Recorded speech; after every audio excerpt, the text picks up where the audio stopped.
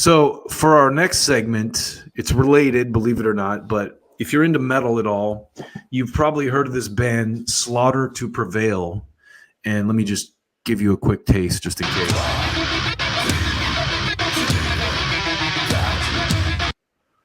This is Slaughter to Prevail live at Incarceration.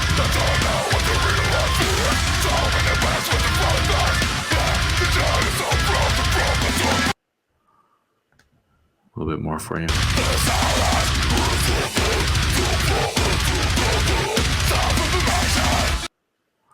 So these guys were recently on Adam 22's show. What's it called? I'll remember when I pull up the clip. But No Jumper.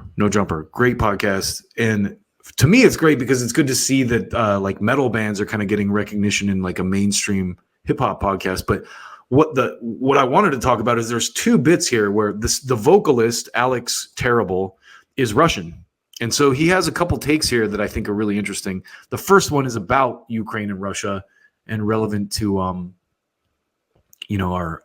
segue piece here with Little Miss War Piggy. So check this out. This is Alex Terrible. Stop these Russian. My bad. That's not Alex Terrible. That's Victoria Terrible. This is Alex Terrible on the No Jumper podcast. American, whether it's fair or not.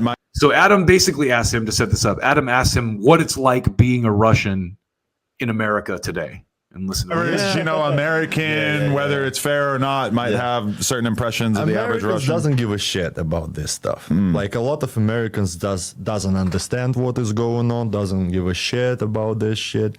But anyway, between Ukraine and Russia, if you go to Europe, you can face the fucking Russophobics or whatever, But I understand this. I'm not political. I'm just musician. I do my stuff. I have my point of view all of this situation. But, like it is what it is. This guy is really smart. Like watching this interview made me like want to check their music a little bit more because I've never really been way into it. But and I just do my stuff. I'm being egoistic maybe or whatever. I don't give a shit. And a lot of sanctions, but I'm glad I have this opportunity to move to another country to do all of this shit. And I go back to, I just when I arrived to America like a few months ago, I was in Russia, my family is still in Russia, my dog in Russia, and my friends, and all of this, and I have a house, a huge fucking good house in Russia, and I fly to Russia very often, and thanks God and whatever, everything is okay with me, I think one of my biggest takeaways from this interview too is how similar Russians are to us. I mean, like you listen to this guy talk and he sounds like an American, basically. He gets into a little later in this, which is going to be a transitional piece for us. He gets into like, he was called out for having like a white supremacist tattoo. And his response to that is, I think, absolutely fucking just so genuine and cool, really. But anyway, let's keep going on the Russia stuff here. But I have a lot of like people who I know, they on the front line, a lot of they that, I have people from Ukraine, I know they like same fighting and all this shit. I just don't want to fucking touch this stuff, Definitely. Yeah. So do you like... That got me thinking too. I mean, Ukraine and Russia are intertwined historically, and it would be like if the United States and Mexico were fighting, like taking a position there, you're like, oh, I have so many friends that are Mexicans and I have so many friends that are American. I would never, not that that's ever going to happen, but I'm just, using that as an analogy to, help people better understand what the dude's going through. Do you look back on your childhood or your years growing up in Russia? And I feel like in America, there's this understanding or this assumption that the vast majority of the news that you can get in Russia is basically like government propaganda. Do you look back on... I love that because it is the vast majority of the news here in the United States is 100% government propaganda, but no one has that level of skepticism anymore. No one's like, oh yeah, I wonder if this is bullshit. your time growing up there, and you're like, damn, I grew up with a bunch of weird assumptions based on what I was being fed by the media, and I no longer really believe a lot of that stuff. Actually, yes, because on the one side we have like only TVs and TVs controlled by government, right? On another side, I didn't give a shit. Like when I was teenager, I didn't look at the fucking news or whatever. Right. It's way more normal for young people to be really engrossed with the news at this point, whereas when I was a kid, well, I felt like a lot of that changed with 9/11. Before 9/11, most people I knew weren't really paying attention to the news in terms of like, because I was in high school. And then after 9/11, it all of a sudden became like so much more normalized. And then I feel like with Trump. So that's interesting too, because Adam's a little bit younger than I am. And it's like, yeah, that's when the propaganda level went and it went into full speed, like, and then when cell phones came out during Obama, like people forget about the Obama era because we just quietly drifted hard right. Foreign policy wise under Obama, and while we all patted ourselves on the back like, yay, we have a black president, you know. And I'm not saying that it wasn't great that we elected a black man as president. It was, but by the same token, it kind of gave us this level of comfort where, like, you know, I remember when Obama was president, anyone who criticized him was a racist, and there were a lot of legitimate racist criticisms of Obama, no doubt. There were a lot of people that like 5 minutes ago were supporting George Bush going into whatever country he wanted, that once Obama took the reins, we're like, oh, war is bad. And hey, if that's the trajectory that these libertarian types needed to get to where we are today, where they're actually like on the right side of history in a lot of places, you know, people like Dave Smith, I would say, someone who is a libertarian Ron Paul guy who's like no to war anywhere, and just a well-rounded smart guy. But anyway, let's keep going. It became even more normalized, and now it's kind of like, even if you're some high school kid, if you're just on Twitter and TikTok and stuff, you're getting flooded with this shit all the time. So this conflict between Russia and Ukraine starts with what he just said about state propaganda too. The US media, it's even, I think it's worse now than it's ever been, because the people who watch MSNBC or Fox are literally walled into their own algorithm where they're just getting fed the shit that they like over and over again. They're not being challenged. And I could be wrong about that, because I get challenged a lot. Sometimes the algorithm feeds you stuff that wants to drive like your engagement. But most of the time you get walled into your own bubble. And if it does feed you something outside of that, it's something that you're like, hey, you're not right about that. From 2014, right? And it was like a huge fucking situation. And so I love what he says here too. Listen, he said when the war started, 14, right? Sudden became like so much more normalized, and then I feel like with Trump it became even more normalized, and now it's kind of like, even if you're some high school kid, if you're just on Twitter and TikTok and stuff, you're getting flooded with this shit all the time. So this conflict between Russia and Ukraine started with, from 2014, right? And it was like a huge fucking situation, and it's been worse. Just him saying that on a popular podcast like No Jumper is a huge deal. And worse. But in 2014, I didn't know about this shit. I didn't give a shit, you know. I do my fucking music and all this stuff. And 2022, no one knew about it, my friend. when it kicks in, you know, the huge fucking conflict. Huge. Again, that goes back to what I was just saying about Obama. It's like that war started under Obama, and I vaguely remember like, oh, Putin took Crimea, you know. But what they don't tell you is, yeah, he took Crimea because we fucking started a war. We couped their country and started a war in Ukraine. And so Putin hurried and grabbed Crimea because that's his port.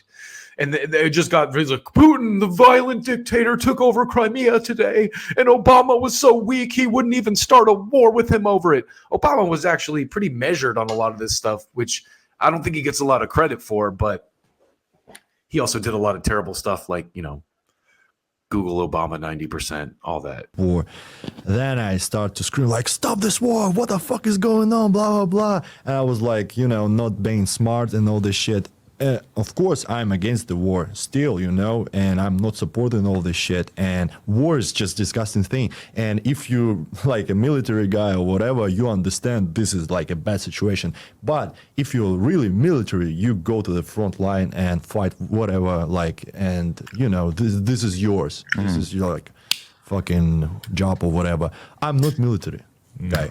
even if I went to military school. But I'm not military guy. I'm musician, so I don't want to touch it like at all. You know. I feel you. Yeah. So, do you has the government really gone out of their way to fuck with your band when you guys are supposed to play out there? And is it just because of the imagery and the? It's very risky. It's very. So this is interesting because he kind of talks about like Russia censoring his band and how they have to be really careful. And it's like, it sounds exactly like the United States. It sounds exactly like stuff people here have to do. There's no difference.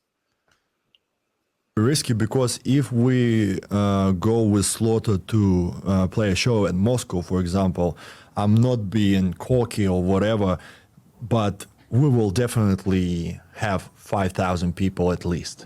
5,000, maybe 1,000. So you guys are very big in Russia as well, I would right? say even more. I've seen bands like do basically arenas in Moscow that are smaller than us. And when's the last time you played in Russia? Fucking 3 or 4 years. Oh, it's been a while. Okay. Actually played in Ukraine like 2 months before the war. Yeah, Really? Yeah. Wow. Yeah. And you know, like if we're gonna do this immediately, like people who support war, people who's like very patriotic, they will start to like snitch on us, like, hey, this band against the war, this band talk shit about this war or whatever, you know, this band like me personally talking shit about all this situation. That's exactly what just happened with Brianna Joy Gray. So a bunch of people complained. I guarantee you, a bunch of like rich donor people, well-connected people complained to the Hill. She's talking shit about stuff I like. She has to go. Attention for them, and they will shut it down, I believe, you know, and it's fucking sucks. Because if they shut it down, they can put us on the war. Because I'm from Russia, you know. I don't want to go there. That would suck to go from tour to the front lines. Fucking front line, That'd be the worst day of your life. Yeah. God damn. Because this is a Russian roulette. Right now, war is just a Russian roulette. You go to the fucking front line or whatever, you just got bombed or whatever, you die. Yeah. That's it. No matter how cool you with the guns or whatever, it's just a Russian roulette. God damn. Fuck that. It's Russian roulette. I like that. No matter how cool you are with the guns or whatever, in a war, you're going to die. But is there a part of you that doesn't like to speak up about the Russian shit or get too deep into talking about it because you don't really want to poke the bear, pun intended? So earlier in the interview, he talks about wrestling a bear. That's why they're making the bear joke. in terms of, you know, fucking with the Russian government because you know that they can go out of their way to fuck your whole life up? So our government, our country in the war right now, and Ukraine as well, right? And So listen to this again, because Adam, the way he frames it is like, oh, listen to how terrible Russia is, but it sounds exactly like what's fucking going on here. Like, we got to fight for freedom against Russia so we can do that kind of shit here. this timeline, you have to be strict with the laws. You have to do this shit, because if you don't do this, there is a bunch of people who want to like fuck with the government and fucking like being chaotic and push the bear, you know, and it goes like very like dangerous inside the society. And Russian government and Ukraine government doesn't want this shit, so they put in these laws. Hey, if you're gonna talk about this shit and if you do want to do something, you go to the jail for 20 fucking years or 10 years. You understand me? Because war is a serious fucking thing, right? So yeah. So you think about guys like Gonzalo Lira or Julian Assange, you know, or Daniel Hale, or the myriad of other people who have been arrested for telling the truth. And it doesn't sound any different. Definitely. I was actually in Ukraine a couple months ago. Listen to my this. girls from there, and You don't want to say this if you want to go to Russia. but basically, long story short, they opened where her town is. They opened a club, and they have like strict curfew. Like you can't be out past I think 11 p.m. or midnight. So this club realized, okay, we can open a club. You go in there, and then you just stay in the club, partying and all that, and they let you out at 5 a.m. So you can't choose to leave before that? No, because you'll just get arrested and go to jail, Okay. right? So but you know it's a war. So why are you going to the club? So that situation is what our money is funding right now. halfway across the world. So what they did was, when it opened, a lot of guys, like military guys, turned up, just took the guys from there, like, okay, you want to go to the club and have fun? Have something better for you, and just send them to the front line. Yeah. Holy So it's shit. it's That's like, the worst night of your life too. But it's fair. Just popping Molly. So they're literally abducting people from nightclubs and forcing them into a fucking war. That's what our tax dollars are funding. In the club, and then you fucking have to it's go fair. die in Yeah. the battlefield. Defend your country, right? yeah, exactly. It's like, hey, shit. you know, there's a war going on in your country. You want to go and have fun? We've got something more fun for you. Imagine taking an E-pill and then they're dragging you to the battlefield and you're just rolling your ass off in the back of the paddy wagon, getting dragged off there. Holy shit. Or coked up. Yeah. Maybe a more, you know. It's kind of scary. Yeah. Okay, so I want to ask about this too, is that people try to like paint you as having like, So this next piece of this, I thought was interesting. It's really kind of like ties into our last piece of the day, which involves a racist dude. But in this guy kind of, I love the way that this is laid out, because basically when this band kind of first blew up, obviously this kind of music, the shaved head, the white guys screaming, it's aggressive, like mean sounding music. Pantera, all these bands have always had to deal with like accusations of being racist and white supremacists. And sometimes it's valid, sometimes it's not. But in this case, I think it's interesting to listen to the way that this guy breaks it down, because he was involved with some right-wing groups in Russia. And the way that he kind of explains it, and how he's changed, and even he's so honest about the symbol itself, and how originally the symbol was like a pagan thing, but Hitler, much like the swastika, the Nazis kind of adopted it. Which, the more I think about this kind of shit, makes me wonder, like, oh, okay, like why is like the Nazis made all these things off limits that weren't even technically theirs, like a swastika? That's kind of weird, pagan stuff. That's like, anyway. Listen to this. He kind of talks about being accused of being a racist, and how it happened, and all that, and how he feels about it today. like a far right background or having kind of This is Alex Terrible, by the way, from the band Slaughter to Prevail, a extreme deathcore band. in terms of like, I guess there was like a tattoo and like people tried to make it out like you were down with some racist dudes at a certain point. No, yeah. Is that shit kind of exaggerated, or was that something that you had like a brief time period in your life? So you talking about the Black Sun? Yeah. Yeah. Because there's a lot. Metal is like a political battlefield. There's like extremely far left people and extremely far right people. Something about Right gay now, people yeah. or whatever. He's definitely right about that. Right. They start to attack me fucking bad. I'm not against gay people or whatever. I don't give a shit. Right. I just don't give a shit. And this is it's not my deal, you know. But at the same time, I was talking about children or whatever, you know, because I saw some videos, people wanking off on the street or like doing some crazy stuff, you know, and just fucking kids watch this shit. And I was like, dude, this is wrong, you know. And for one side, for another side, this is not my business, and I'm gonna raise my kids however I want, and I will teach him how to live this life, so they go outside of the house, go to society, and they will stick with my morals and points of views and all this shit, but not fight with another fucking opinions and morals and whatever people believe, you know. So this That is fucking brilliant. That's how I raise my kids, you know? Like, these are the values that I hold and these that you guys should hold, but like, don't go out and fight with other people and try to convert them to your way of thinking.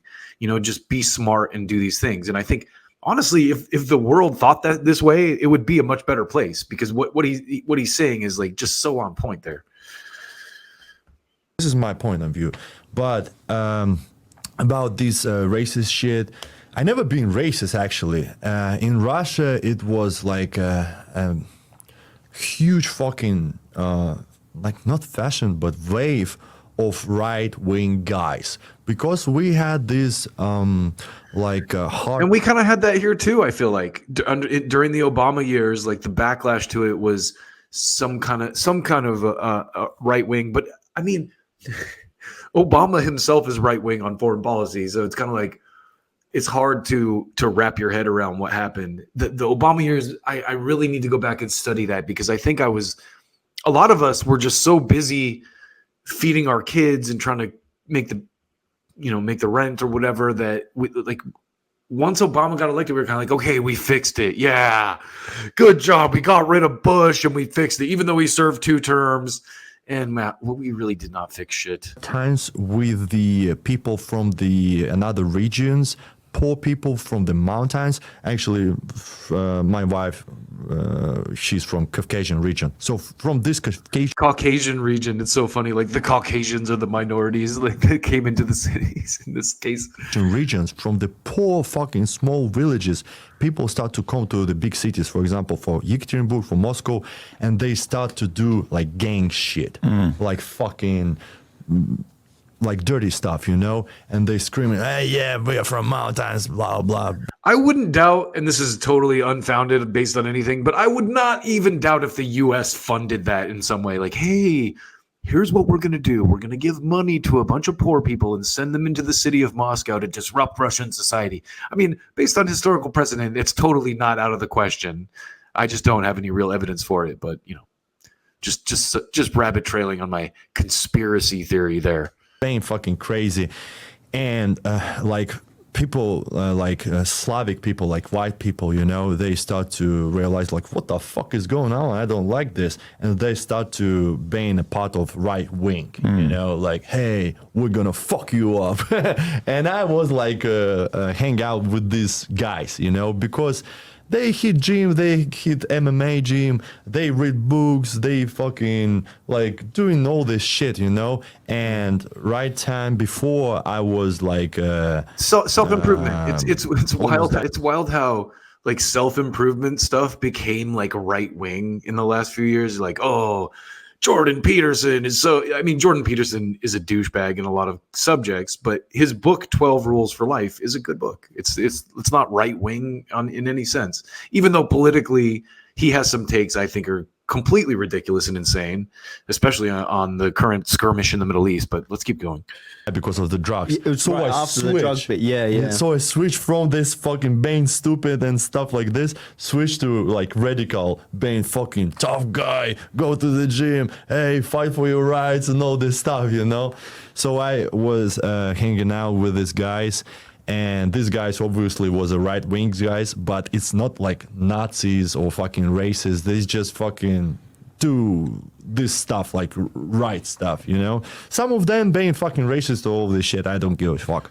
But like Americans are they're so concerned with racism that they're going to be like, listen, I understand why. We're not from your fucking country, but we found a Wikipedia article about this tattoo. And so now we are convinced that we know everything about everything that you ever believed in your entire life. Yeah. And it's fair enough to them, Hey, this guy's such a good sport too, for like a big mean like metal singer. He's like, that's fair enough, He has a good attitude about it. No, I don't judge people. I don't give a shit. But I had this fucking tattoo, Black Sun, because I was reading about this esoteric and fucking philosophy stuff. But to be honest, this is a fucking Third Reich symbol. Like this fucking Hitler's fucking company. He took it, right? Listen to what he says. He took like it, pagan. but who cares? Yeah. With these symbols, people go, fuck my people, like Russian people, we fought against this shit. My people, Russian people, we fought against this shit. People forget that so much. Like the Russians are the ones who helped us defeat the Third Reich. And let me just go back. I just want to play that one more time. honest, this is right fucking Third Reich symbol. You know, like this fucking Hitler's fucking He company. took it, right? Because it was he took like it, pagan. but who cares? Yeah. With these symbols, people go, fuck my people, like Russian people, you know, we fought against this shit. But anyway, I did this stuff and I was like, okay, right now I'm a tough guy. You know what I mean? Like stupid teenager stuff. Right now, I'm a tough guy. But I like paid this price because I got canceled and after that I was like, okay guys, I will cover it up. Okay. You know, I was afraid of all of this shit, losing my career and stuff. But then after like maybe 3 years, 4 years, I'm like realize, okay, I actually was stupid, you know? And I just, you know, like I grew up, you know, and it was like in my stupid past. But right now people are saying I'm like still Nazi. I'm like, he's hiding, he's not Nazi. I don't give a shit, dude, because this is the price I'm paying still, you know? Having every aspect of your life before you were Exactly. famous analyzed and put under the And microscope. people doesn't give a shit about my excuses, and it's fair enough. Right. And just don't actually, give a the shit. tattoo is not like it was from like 1 year ago. This is like 10 years ago. Like that is since it got covered up. I mean, you know, Right. so it's not even like. And it's not about No. even tattoos. It's about my fucking, you know, like attitude right now because it's changed a lot. It's changed a fucking a lot, but I cannot prove it. How can I Right. prove it? So I don't give a shit. Yeah, because to me, it's like, even if I knew that you were actually a Nazi Yeah. 10 years ago, it's like, well, I understand that that's interesting. Yeah. But if you're going to sit here and tell me, like, yeah, that was part of my past and I'm not anymore, I'm going to say, okay, like, who gives a fuck? Like, people are allowed to change. Like, I'm not going to Yes. hold that against somebody. Somebody thinks it's just a fucking mark on your life. You will People are not allowed to change at change. all. Right. You Yeah. just fucking. Which is the worst Yeah, possible yeah. way to view it. Yeah. Okay. Yeah. Like, there's no forgiveness. There's no change. Yeah, like you're not allowed to grow as a person, and you was like 19, Something like that, Yeah, yeah. so it's like I don't know. Anyway, I thought there was some interesting stuff in there. Good band too. Check out some of their stuff if you're into hard metal. But mostly just the Russian Ukraine stuff, just from a guy who it's interesting to hear a Russian man speak about this kind of thing and like his perspective, and clearly like a real intelligent guy with, you know, who speaks 2 languages. You know, you can tell from his heavy accent that he speaks. I'm always so blown away by that because I'm trying to learn Spanish right now.